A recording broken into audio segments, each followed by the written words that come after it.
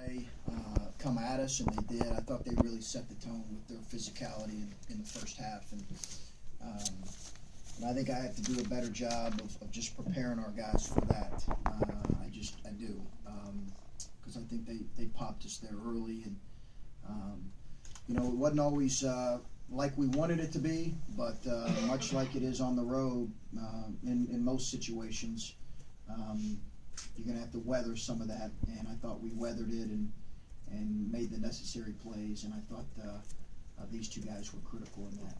Speaking of jumping you early, were you shocked at the aggressiveness of their press?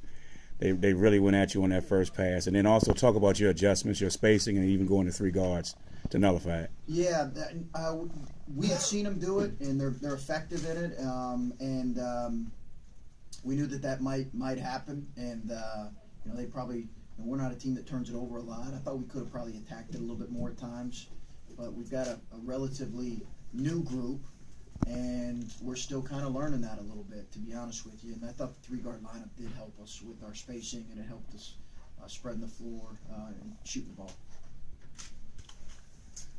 Were you shocked that they went inside so repetitively early? Is that something you had not seen as much in tape study?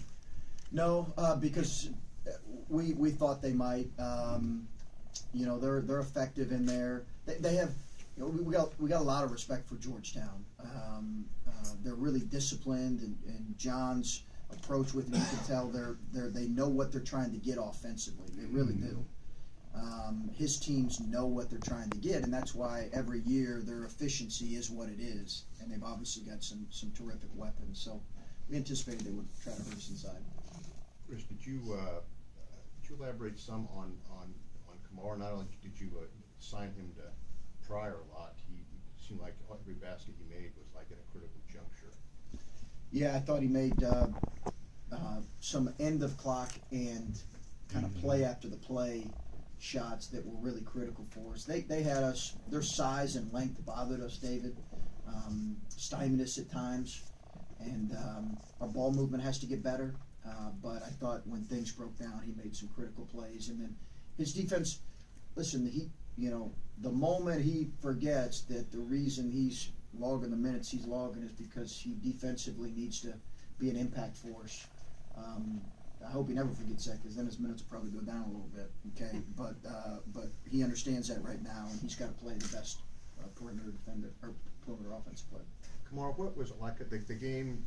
I see actually more bumping of perimeter players with no calls than I've seen in some other games. Could you elaborate on what that was like, and then what it was like on the bench, maybe in huddles when you had a decent lead and then had to scramble to get back into overtime? On the court, the physicality was more physical than other games, but we adjusted well to it. And in the huddles, like Coach always tells us, we just got to stay together, stay connected, and we did that because we were down 3. And he drove a great play, got Nate a wide open shot, and we knew we just had to stay together and force overtime. Nate, you're not a freshman, but as little as you played, almost could be a freshman. What was it like, for you out there? You're not only in the game in critical moments, plays were designed for you. It was a little bit different from last year, but I've been practicing a lot in the off season and this season getting used to being in those situations. For either one of the players, talk about taking advantage of their ball screen switches.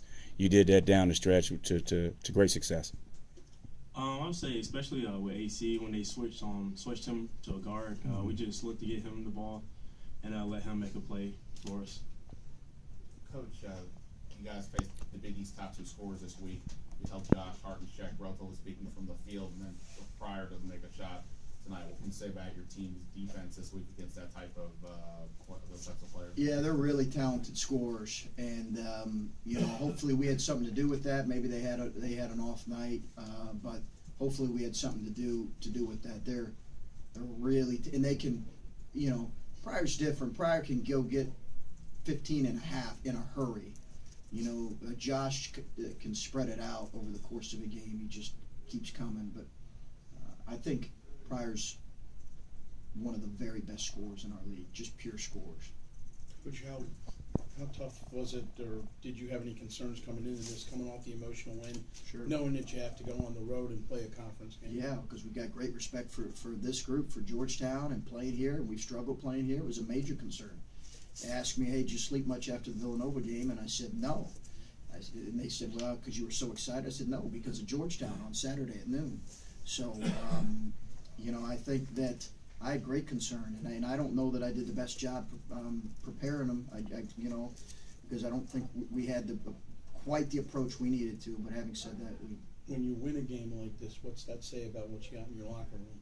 well, I think you have to win some games like this if you're going to have a decent league record. But I also want our guys to understand we've got some things we need to improve on. So, there's some good things we'll take from it that we won, but regardless, we got to learn from this. Kumar, was it difficult to regroup emotionally after that big win to make this trip, and also did you feel like the guys had any issues with your first flight after last week's scary flight? I'll say after the Villanova game, we celebrated that night, but we knew we had to get back focused with Georgetown because we knew it would be a fight. Every game in the Big East so far has been a fight, so we just had to get back together and focus, and that's what we did.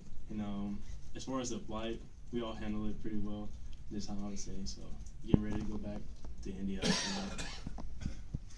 Chris, you didn't have Keelan Martin out there on the floor at several times during crunch time, which is a little bit of a deviation from what you usually do. Could you elaborate on your thinking on that?